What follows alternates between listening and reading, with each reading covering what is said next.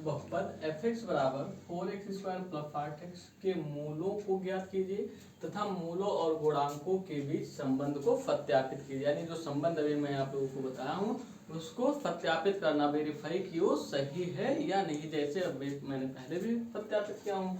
तो देखिए ये जो आपका इसमें समीकरण दिया है इसकी घात 2 है। यहाँ पर टर्म तो खाली 2 है, 1 और 2।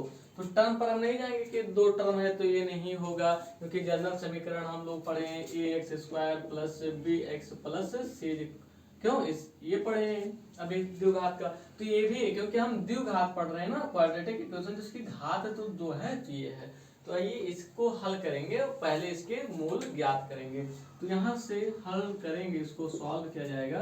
तो f(x) = 4x square plus 8x दिया है, तो इसके लिए इसको हम 0 मान लेंगे और 4। अब देखिए इसमें 4x कॉमन कर सकते हैं, तो यहाँ से आपका बचेगा x और प्लस यहाँ से बचेगा 2, क्योंकि इसको देखिए 4x को क्या लिख सकते थे, 4x into x plus 8x को लिख सकते हैं 2 इंटू 4x। तो 4x मैंने दोनों तरफ से बाहर कर लिया, ठीक है।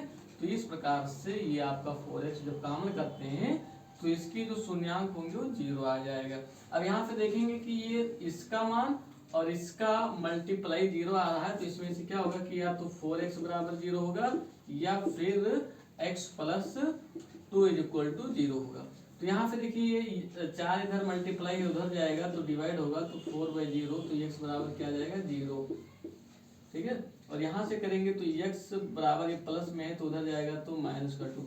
अब यहाँ पर देखिए आपके 2 0 जा रहे हैं पहला। अब इसको हम सपोज कर रहे हैं कि ये अल्फा बराबर 0 लेट कर रहे हैं, ठीक है। आप किसी को भी अल्फा बीटा, चाहे इसको अल्फा मानो या इसको अल्फा मानो, किसी को, और बीटा बराबर क्या है -2 है। तो ये हमें 2 मूल मिल गए।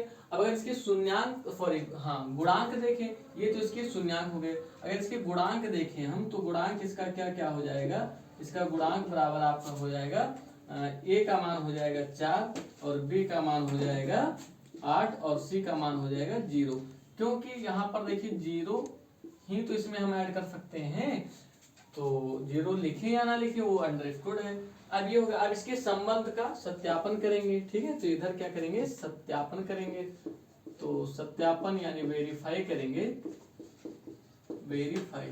तो वेरीफाई में क्या होगा, हम अभी फार्मूला पढ़े कि अल्फा प्लस बीटा बराबर -b/a और अल्फा इंटू बीटा बराबर होता है c/a। ये 2 फार्मूला भी पढ़े हैं, जबकि गुणांकों और शून्यांकों के बीच संबंध है, ठीक है।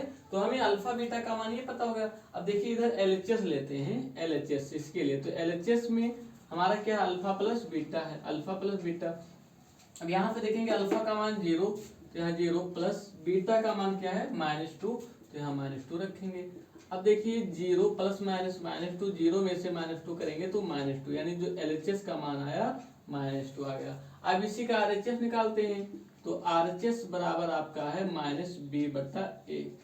तो यहाँ से देखेंगे कि जो b का मान है वो 8 है, तो यहाँ 8 रख देंगे, माइनस तो फार्मूले में लगा, और ये का मान क्या है 4 है, तो यहाँ 4। अब 4 से जब -8 को डिवाइड करेंगे तो -2, तो ये क्या हम देख रहे हैं कि RHS का मान भी क्या आ रहा है, 2 आ रहा है, ठीक है।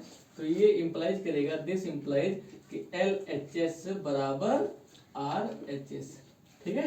ये आपका सत्यापित हो गया कि मान सही आ रहा है। इसी प्रकार से इस फार्मूले के लिए भी देखेंगे, तो इसका भी जब LHS लेंगे तो इसके लिए LHS बराबर आपका क्या है, अल्फा इंटू बीटा।